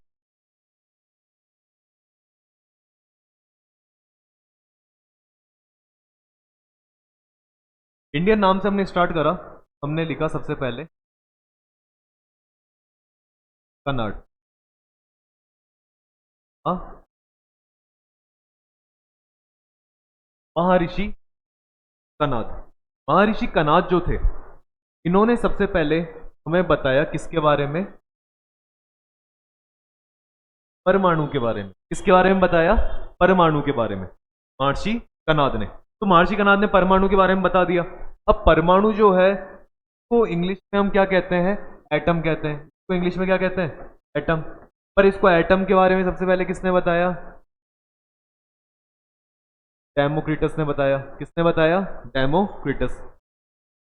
आप तो कह रहे हो सर महर्षि कनाद ने बता दिया था, फिर डेमोक्रिटस क्यों लिख रहे हो? चीज क्या थी कि हमारे जो ऋषि थे, ठीक है, उन्होंने ये सारी चीजें स्टार्टिंग में पता कर ली थी। तब जब जब ये वगैरह जो थे ये साधना करते थे, तपस्या करते थे, तब करते थे, तो इनमें ये चीजें नॉलेज आती, इनमें नॉलेज आ जाती थी। इन्हें पता लगता था कि चीजें कैसे, यूनिवर्स में चीजें कैसे एग्जिस्ट करती हैं, सारा इन्हें सब कुछ पता था। तो महर्षि कनाद ने इसी तरह से इसके बारे में पता कर लिया था, परमाणु के बारे में। और इन्होंने क्या करा, फिर मान लो उस समय बुक्स वगैरह तो थी नहीं, तो ये जैसे जो पत्ते वगैरह होते हैं, लीव्स पर ही लिखा करते थे। या फिर जब महर्षि कनाद का टाइम है तो बहुत और भी पुराना हो गया, उस समय क्या था, लिखने का भी सोर्स नहीं होता था, तो ये क्या होता था उस समय, बोलकर अपनी जो नॉलेज थे वो डिलीवर करा करते थे, लिखने का कुछ नहीं होता था इनके पास। तो ये अपने जो भी स्टूडेंट्स होते हैं उन्हें बिठाते और बोल बोलकर अपनी नॉलेज को डिलीवर करा करते थे। फिर वो बच्चे सुनते, जब वो बच्चे बड़े हो जाते हैं, जब सुनते, तो फिर उनकी ड्यूटी होती थी अब इस नॉलेज को आगे फैलाना। तो ये काम इंडिया में हुआ करता था। तो कोई रिटर्न सोर्स नहीं था, ऐसे उन्होंने फैलाया, फैलाते फैलाते जब मान लो रिटर्न कोई सोर्स आया होगा तो फ्रेंड ने लिख दिया होगा कि हमारे जो महर्षि थे कनाद, उन्होंने परमाणु के बारे में सिखाया था, उन्होंने ऐसा लिख दिया। ठीक है, अब उन्होंने लिखा लीफ के ऊपर, कोई पत्ते के ऊपर, इस तरह की बात लिख दी। लेकिन हम देखते हैं कि इंडिया के अंदर क्या था, जो बाहर के रूलर्स हुआ करते थे, फॉरेन रूलर्स हुआ करते थे, बहुत अटैक करते थे। ग्रीक का अटैक होता था, हम जैसे मुगल्स का अटैक पढ़ते थे, इनका अटैक होता था। ये लोग आते हैं यहाँ पे, जो इनको बुक्स वगैरह मिलती है तो उनको जला देते, फेंक देते, या फिर क्या करते अपने साथ ले जाते थे। और स्टार्टिंग के टाइम पे ग्रीक्स के जब अटैक हुए थे, जैसे अलेक्जेंडर आया था इंडिया के अंदर, आपने सुना होगा, हिस्ट्री के अंदर है ये चीज़। तो वो अलेक्जेंडर आता है, तो वो इंडिया में आता है, इंडिया में आने के बाद वो इंडिया की जो बुक्स थी, ठीक है, अलेक्जेंडर जब वहाँ से निकला तो उसने अपने पिताजी से पूछा कि पिताजी मैं भारत जा रहा हूँ, क्या है उस एज है, मैं वहाँ जा रहा हूँ, वहाँ जाके वहाँ पे रूल करूंगा, आप बताओ आपके लिए क्या लेकर आऊँ वहाँ से। तो उनके जो पिताजी थे उन्होंने क्या कहा, ऐसा करना, उन्होंने कोई सोना चांदी कुछ इस तरह की डिमांड नहीं करी। उन्होंने कहा कि आप तू जब वहाँ पे जाए और वहाँ से वापस आए तो आते वक्त वहाँ की बुक्स लेकर आना, और साथ में वहाँ के जो ऋषि थे, तो उन्होंने जिन्होंने बुक्स या जो उनको समझते हैं बुक्स को, वो भी अपने साथ लेकर आना। बुक्स तो लिखी गई थी संस्कृत में, और अलेक्जेंडर वगैरह थे ग्रीक थे, तो इनकी लैंग्वेज अलग थी, लेकर गए फिर वहाँ पे। तो ये जब अलेक्जेंडर आया तो यहाँ से लेकर गया था, ये बुक्स लेकर गया, ऋषि लेकर गया, वहाँ ले जाके इन्होंने क्या करा, फिर वो अपने पिताजी को दे दिया होगा, पिताजी ने क्या करी करी होगी, नॉलेज ली होगी, और उस रिसर्च नॉलेज को उन्होंने क्या करा होगा, जो कोई ग्रीक फिलोसफर्स वगैरह होंगे उन्होंने अपने नाम से उसको आगे क्या करने लग गए, स्टार्ट छापना स्टार्ट कर दिया उन्होंने। तो नॉलेज तो इंडिया में थी, ये सारी चीज़ों की नॉलेज मिलती है, लेकिन हम जब भी पढ़ते हैं, जब भी साइंस पढ़ते हैं या मैथ पढ़ते हैं, तो हम देखते हैं उसके अंदर नाम किसका मिलता है आपको, किसी ग्रीक आदमी का, ब्रिटिश आदमी का, ठीक है, बहुत पुराना ग्रीक आदमी है। तो लैटिन वर्ड्स आप पढ़ते हो, उसमें में आते हैं कि लैटिन वर्ड्स में इसको एक आ जाता है, ग्रीक वर्ड में इसको एक आ जाता है। इसका रीज़न यही है कि उन्होंने करी होगी थोड़ी बहुत, कोई रिसर्च वगैरह करी होगी, लेकिन मेन जो उन्होंने सारी चीज़ें ली, सारी नॉलेज ली, वो उन्होंने इंडिया से कैरी, वहाँ जाके रिसर्च पेपर जो है उन्होंने खुद स्टार्ट कर दिए थे। ठीक है, इसलिए देखो महर्षि कनाद का जो महर्षि कनाद की हिस्ट्री वो पुरानी है, उन्होंने परमाणु नाम दे दिया था, सब कुछ बारे में बताया था, थोड़ी बहुत उसकी थ्योरीज भी दी थी हमें। उन्होंने कहा था कि इनडिविजिबल पार्टिकल होता है ये, इसको आप आगे डिवाइड नहीं कर सकते। पर डेमोक्रिटस ने उसी को क्या करा, अपने रिसर्च पेपर में छापा और उसने उसको क्या नाम दे दिया, एटम नाम दे दिया। आया समझ में? तो का इतिहास पहले का है। लेकिन होता क्या है, अब आपकी जो आजकल की बुक है, जैसे हम क्या कर रहे हैं, थोड़ी थोड़ी बुक जो है पुराने हमारे जो ऋषि वगैरह हैं इनको आगे बताने के लिए कि भाई देखो इंडिया का नॉलेज, इंडिया का जो पास्ट है वो में भी रिच नॉलेज हुआ करती थी, कि हमारी बुक्स में क्या कर रहे हैं आजकल पुराने ऋषि वगैरह का नाम देखने को मिल रहा है। तब भी जब आप नाइन्थ की बुक, आपको मार्च कनात का नाम भी देखने को मिलेगा, जिन्हों के बारे में लिखा है कि इन्होंने परमाणु की क्या करी थी, डिस्कवरी करी थी। लेकिन साथ में डेमोक्रिटस का नाम भी आप याद रखो कि क्या करा था इसने। अगर हम पूरे वैसे कहीं बाहर जाके पूछेंगे, जैसे बाहर जाके अगर एटम की डिस्कवरी किसने करी थी, तो लोग महर्षि कनाद नहीं कहेंगे, वो कहेंगे डेमोक्रिटस। तो वो आपके एग्जाम पे डिपेंड करता है कि आपके एग्जाम के अंदर ऑप्शंस क्या आते हैं। अगर कनाद है तो आप कनाद, अगर परमाणु लिखा हुआ आ रहा है ना, तो चांसेस हैं कि वो कनाद के बारे में आपको वहाँ पे ऑप्शन दिख जाएगा। और अगर एटम लिखा आ रहा है तो आप चांसेस ज़्यादा है कि आपको वहाँ पे कौन देखने को मिलेगा, डेमोक्रिटस देखने को मिलेगा। तो ये तो थोड़ा सा कॉन्फ्लिक्ट सा रहता है एक, लेकिन हम चलो इसको याद कर लेते हैं। इसके अलावा जो जिनमें कॉन्फ्लिक्ट नहीं है, तो आप वैसे भी याद कर लेते हो, उसके अंदर सबसे पहला कौन था, जैसे आपको इलेक्ट्रॉन। इलेक्ट्रॉन जो थे, इसकी जो सबसे पहले डिस्कवरी करी थी वो किसने करी थी, थॉमसन। थॉमसन ने। उसके बाद अगली हम देखते हैं प्रोटॉन की। प्रोटॉन जो होता है इसकी डिस्कवरी किसने करी थी, गोल्डस्टेन करी थी, गोल्डस्टेन। और लास्ट इसके बाद में हम देखते हैं कि जैसे न्यूट्रॉन। न्यूट्रॉन की डिस्कवरी किसने करी थी, न्यूट्रॉन की डिस्कवरी करी थी चैडविक ने। किसने करी थी, चैडविक ने। और एक हमने जैसे न्यूक्लियस देखा था, न्यूक्लियस होता है सेंटर में, न्यूक्लियस के बारे में किसने बताया था कि सेंटर में न्यूक्लियस होता है, के बारे में बताया था सर।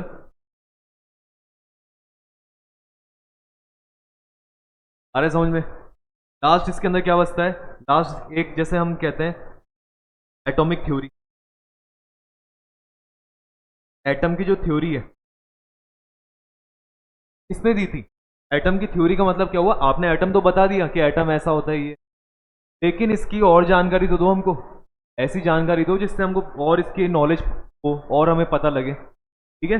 तो सबसे पहले अच्छी खासी जो एक रिसर्च तैयार करी थी, वो तैयार करी थी किसने, डेल्टन ने तैयार करी थी, डेल्टन। और उसने नाम दिया था कि डेल्टन ने अपनी एटॉमिक थ्योरी दी थी, उसने थोड़ा एटम के बारे में अच्छे से डिस्क्राइब करके बताया था क्या चीज़ है, किस तरह बिहेव है ना। और एक हम इसके अलावा देखना चाहें तो किसका नाम भी देख सकते हैं, मैंने आपको बताया था, बोर का नाम दे सकते हैं। जो नील्स बोर है इसने क्या बताया था, इसने तो मैं तो यही हाँ, पसंद हमको दिया था इलेक्ट्रॉनिक कॉन्फ़िगरेशन। आप अभी यही याद रखो, इलेक्ट्रॉनिक कॉन्फ़िगरेशन मतलब क्या हो गया, एक पर्टिकुलर ऑर्बिट में फिक्स अमाउंट के जो इलेक्ट्रॉन्स है वही एग्जिस्ट कर सकते हैं। फर्स्ट वाली में 2 ही कर सकते हैं, सेकंड वाली में 8 ही कर सकते हैं। इस तरह किसने बताया था, ये नील्स। आप क्या करते हैं, आप जब याद करने की कोशिश करते हैं तो आप ये याद कर लेते हैं, आप याद करते हैं थॉमसन का नाम, गोल्डस्टेन का नाम, चैडविक का नाम, रदरफोर्ड का, मार्शी का नाम और डेमोक्रिटस। नील्स बोर और डेल्टन को आप स्किप कर सकते हैं। तो हमें क्या है, थोड़ा सा थैंकफुल होना चाहिए इन साइंटिस्ट के लिए, इन्होंने क्या करा, अपनी पूरी लाइफ लगाई। हाँ, ये अगर जैसे मान लीजिए थॉमसन ने इलेक्ट्रॉन के बारे में पता करा तो इनको बहुत टाइम लगता था, लगभग इनकी आधी लाइफ उसी में चल जाती थी के बारे में डिस्कवरी करने में, क्या चीज़ है, कैसे बिहेव करती है क्या नहीं है। और हमारे लिए देखो कितना ईजी है कि आपकी बुक में एक चैप्टर है, चैप्टर में 4-5 पेज है, और 4-5 पेज में इन लोगों ने अपने पूरी लाइफ के अंदर जो डिस्कवरीज करी है, ठीक है, अपनी पूरी लाइफ जिसमें लगा दी, वो आपको अपने बुक के 4-5 पेजेस देखने को मिलते।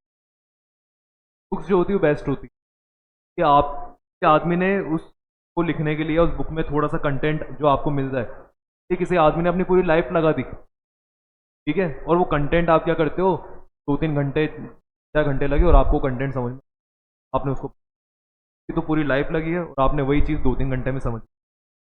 इसलिए थोड़ा हमको पढ़ लेना चाहिए, बढ़िया है कि अगर आप पढ़ लेते हो तो आपको देखो कितना नॉलेज, सारी चीज़ें आपको